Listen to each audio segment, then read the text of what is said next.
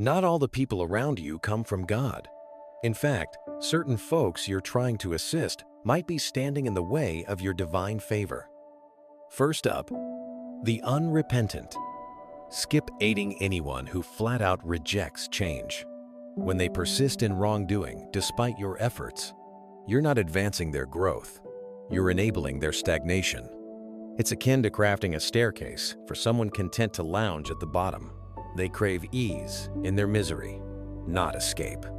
As Proverbs 26:11 puts it, as a dog returns to its vomit, so a fool repeats his foolishness. That's not judgment, it's truth. The Lord urges you to spot recurring behaviors beyond mere traits. If they've received truth, mercy, and opportunities to evolve, yet opt for defiance, God isn't calling you to intervene endlessly. He may be nudging you to pull away. At times, discomfort is the sole wake-up tool, and your endless bailouts are muffling that alarm. Don't mistake being their safety net for sabotaging their growth.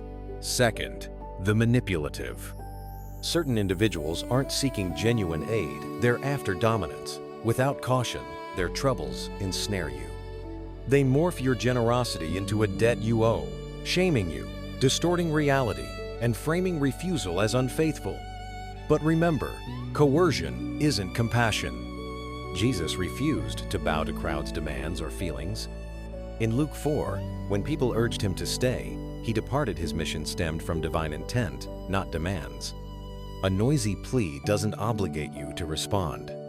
If supporting them erodes your calm, your destiny, or your sense of self, it's not assistance, it's an ambush. Third, the divisive. The Lord doesn't reward what fractures his community, and backing a troublemaker aids the adversary.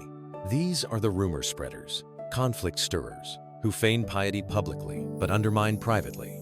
Titus 3:10 instructs, warn a divisive person once, then warn them a second time. After that, have nothing to do with them.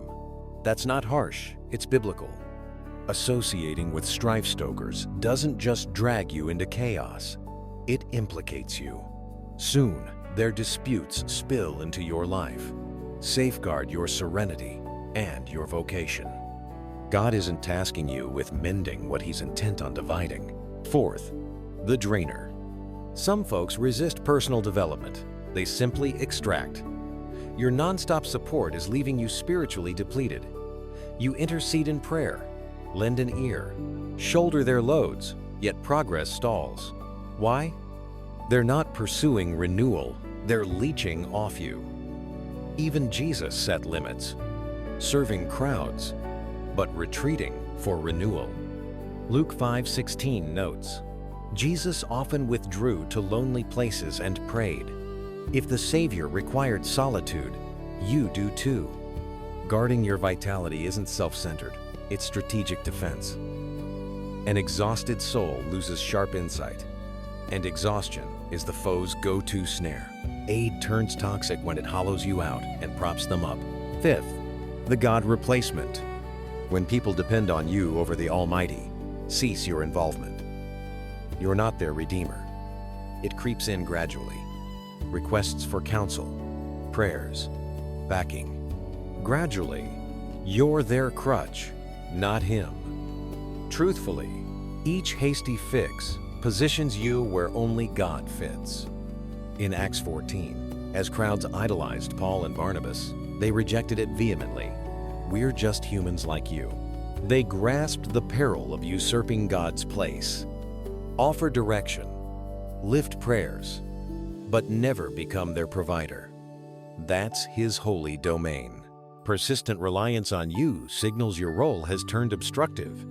Sixth, the willfully disobedient. If they recognize God's directives, yet defy them, withhold partnership, these say, I get what Scripture demands, but they don't require rescue. They need reality's sting. 2 Thessalonians 3:14 advises, take note of those who do not obey our instruction. Do not associate with them so they may feel ashamed. That's not abandonment. It's loving correction via outcomes. Propping up open rebellion against Scripture doesn't guide them to liberty. It paves a cozy path to ruin. Cherish them, sure, but don't accompany those veering from God. 7th, the assignment blocker.